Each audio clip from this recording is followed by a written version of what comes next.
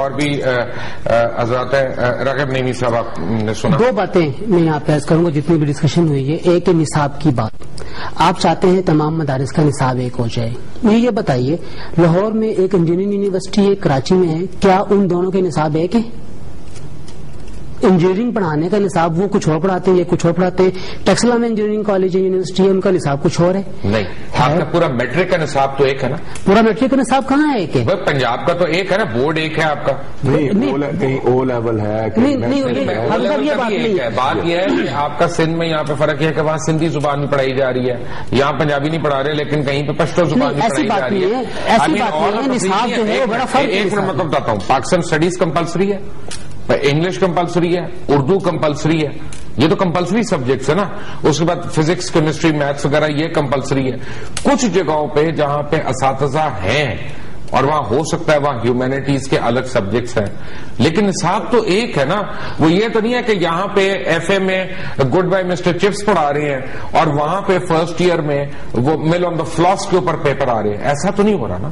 میں آپ کو دیکھیے نصاب کی بات ہے نا, مدارس کے اندر فرمائیں. انجینئرنگ کا معاملہ اور ہے, قرآن و سنت کا معاملہ اور ہے. ہمارے لیے جو اللہ رسول کا فرمان ہے, ترکت فیکم الثقلین کتاب اللہ و سنتی, کتاب اللہ اور سنت رسول اللہ کو مثال دینا انجینئرنگ یونیورسٹی کے ساتھ یہ انتہائی نامعقول بات ہے. میں بڑی معذرت سے راغب نعیم صاحب سے ادب میں عرض کروں گا کہ یہ مثال غلط نہ پیش کریں.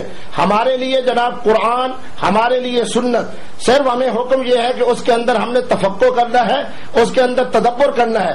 بر صغیر میں 18 بات یہ ہے کہ وہ مجھے سمجھانے کے لیے بات کر رہے ہیں کیونکہ میں نے کوٹ اور ٹائی پہنی ہوئی ہے تو وہ میرے لیول پہ آ کے بات کر رہے ہیں. اس سے خدا نہ خواستہ وہ کوئی گستاخی نہیں ہے. ایک منٹ سن لیتے ہیں, ذرا کسی کی بات بھی سنتے ہیں. دیکھیے ٹھیک ہے, اعتراضات کرنا تنظیمات کے لوگوں کے اوپر کہ وہ آگے جا کے پیش کیوں ہوئے, اس کے پیچھے اصل میں معاملہ کچھ اور ہے. معاملہ کچھ اور ہے, اس کو بعد میں آپ ڈسکس کر لیجئے. اب بات ہے نامقولیت کے اعتبار سے. نامقولیت کوئی بھی نہیں ہے, مثال دی ہے میں نے, نہیں آپ کو پسند آتی ہے چھوڑ دیجئے. آپ نصاب ذکر کیجئے مدارس کا, کیا ہوتا ہے وہاں پہ صرف ہوتی ہے. صرف کی کتاب جو ہے وہ 10 بندوں نے لکھی ہے, آپ نے صرف ہی پڑھانی ہے. فعالوں کی گردان کروانی ہے, ہر جگہ پہ کی گردان ہوتی, کہاں فرق آئے گا. نحو ہے, نحو میں جو نحو کے مسائل ہیں وہ تمام مدارس میں ایک طرح ڈسکس ہوں گے. بلاغت کے مسائل ایک طرح کا ڈسکس ہوں گے. قرآن کریم کا ترجمہ ہے, ایک ترجمہ جو ہے وہ اعلیٰ حضرت امام احمد رضا نے کیا ہوا ہے, ایک امام اشرف علی تھانوی علیہ الرحمہ نے کیا ہے, کچھ اور نے کیا ہے. آپ جب ان کے ترجمے کو اپنے اپنے ہاں پڑھائیں گے تو آپ کے پاس جو ہے وہ وسعت نظری آئے گی. 2 ترجمے آپ نے پڑھے, 3 ترجمے آپ نے پڑھے, تفاسیر ہیں. اگر آپ ایک تفسیر کو لگائیں گے تو چھاپ پڑے گی آپ کے اوپر. تفسیریں جو ہے وہ 10 تفسیریں ہیں. بٹ صاحب نے پتا کیا کہنا ہے, بٹ صاحب نے کہنا ہے کہ جان کے موقع دیکھ کے اس نے سٹکائی ہے بات. نہیں, میں آپ کو بتاؤں تفرقہ کیسے پڑتا ہے. جب اپنی عقل کے مطابق آپ لوگ تفسیریں لکھتے ہیں تو پھر ایک کوئی قادیان سے بھی تفسیر آ جاتی ہے, پھر آپ کو اور ہمیں مسئلہ پڑتا ہے اس کا. جب آپ انسان کی عقل پہ چھوڑ دیں گے اور قرآن کی لینگویج کی ایک انٹرپریٹیشن نہیں ہوگی تو نئے دعوے دار بھی نہیں آئیں گے. آپ دیکھیے قرآن کی گزارش یہ ہے, دیکھیے قرآن کی تفسیر لکھی جاتی رہے گی. اب قرآن مجید کی تفسیر جو ہمارے بزرگوں نے کی وہ عربی میں تفاسیر ہیں, پرانی تفاسیر اپنے کثیر وغیرہ کی جو بہت وہ اس میں ہے. اب برصغیر ہندو پاک کے پاکستان, انڈیا, بنگلہ دیش وغیرہ جب یہاں کے لوگوں کو اردو میں اب بنگالی میں چاہیے, ایران کے لوگوں کو فارسی میں چاہیے, ملیشیا کے لوگوں کو اپنی زبان میں چاہیے, چائنا میں جب اسلام تیزی سے پھیلے گا وہاں تفسیر جو ہے وہ چائنیز زبان میں چاہیے.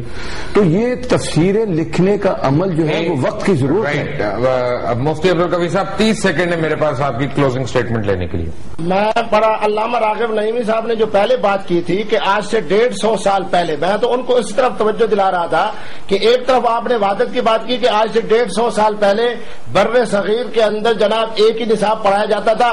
وہیں سے شاہ عبد العزیز آئے, وہیں سے شاہ ولی اللہ آئے, وہیں سے ہمارے حضرت قبلہ عالم مہاروی آئے, وہیں مجدد الفسانی آئے, جو آج امت مسلمہ کے اندر تمام کے ہاں عالم بھی تھے, امام بھی تھے, پیشوا بھی تھے, اللہ کے ولی بھی تھے.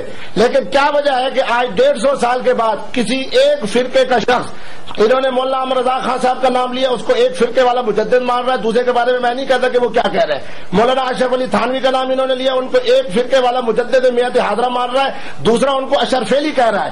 ایک ہی جناب فرقے کے لوگ ہیں. مولانا ابو العالی مودودی کو ایک شخص مجدد زمان مان رہا ہے اور یہ کہہ رہا ہے کہ اس زمانے کے اندر بہترین تعبیر مولانا نے کی, اور دوسرے فرقے والے ان کو منصورہ برہان اسلام کے نام سے کوس رہے ہیں. میرا عرض کرنے کا مقصد یہ تھا کہ خدا را 150 سال پہلے کی جو بات علامہ راغب نعیمی نے کی تھی, بڑی معقول بات کی تھی, اسی پر امت کو لے کے مولانا ساجد نقوی بھی وہی. ٹھیک ہے, ایک سیکنڈ علامہ ساجد نقوی صاحب, آپ کے پاس آخری 30 سیکنڈ ہے, اس کو پلیز سم اپ کر دیں اپنی گفتگو کو. میں سمجھتا ہوں کہ یہ اتحاد تنظیمات مدارس کے حوالے سے حکومت جو اقدامات کر رہی ہے اور مل کر جو ان کے درمیان ایک معاہدہ ہوا ہے, یہ منظم کرنے کے لیے اور ان کو ان کی سندات کو باقاعدہ بنانے کے لیے اور پھر ان کو قومی دھارے میں لانے کے لیے ایک اچھا اقدام ہے. اس میں کوئی مشکل نہیں ہے, نہ کوئی فرقواریت ہے, نہ کوئی اس میں اور کوئی خرابی. رائٹ. حافظ سلمان بٹ صاحب, راغب نعیمی صاحب, مفتی عبدالقوی صاحب, علامہ ساجد نقوی صاحب, آپ سب کا بہت بہت شکریہ.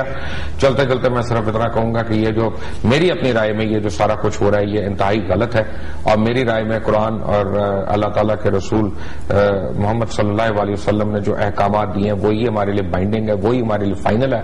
اور اللہ تعالیٰ کا اگر حکم ہے جو اس نے بارہا قرآن مجید میں ارشاد فرمایا کہ جو تفرقہ ڈالے گا, جو دن الگ الگ اپنی یعنی الگ مسجد بنانے کا مطلب یہ نہیں کہ مسجدیں زیادہ ہوں, الگ مسجد کا بنانے کا مطلب ہے کہ اپنے قبلے یعنی اپنے ایمان کے قبلے ان کو مختلف کرے گا, تو اس سے اللہ تعالیٰ جو ہے بالکل خوش نہیں ہے. اور یہاں پہ ہم سب کو بجائے ہم کہ سب کو ایک نصاب میں لے کے آئیں اور ان کو تعلیمات دیں, ہم یہاں پہ مزید فرقہ بندیوں کی باتیں کر رہے ہیں اور ان کو لیجیٹمائز کرنے کی بات کر رہے ہیں. اور صرف اور نحو کی مثال دی تھی حضرت نے, تو اب پھر یہ کہتے ہیں کہ اس کو مین فریم میں لے آئیں, اس کو سرکاری نوکریاں بھی دیں, اس کو اس طرح بھی کریں. تو کیا صرف صرف اور نحو پڑھنے والے کو جس نے فعلا فعلا فعلا کی گردان پڑی ہے اس کو سرکاری نوکری مل جانی چاہیے؟ یہ بھی شاید صحیح بات نہیں ہے. لیکن اس ساری بات پہ وزارت مذہبی امور کیوں خاموش ہے اور وہ کیوں ایک سائلنٹ اسپیکٹیٹر بنی ہوئی ہے, اور منسٹر آف انٹیریئر جو ہے وہ اس میں اتنا انٹرسٹ کیوں لے رہے ہیں؟ ان کو یہ ڈکٹیشن کس نے دیا ہے کہ تفرقہ بازی جو ہے اس کو لیجیٹمائز کر دو؟ کیا اپنے ہی ایجنڈا پہ ہے یا کوئی اور ایجنڈا ہے؟ اس کی بھی کلیریفیکیشن چاہیے. انٹل دی نیکسٹ ٹائم, اللہ حافظ.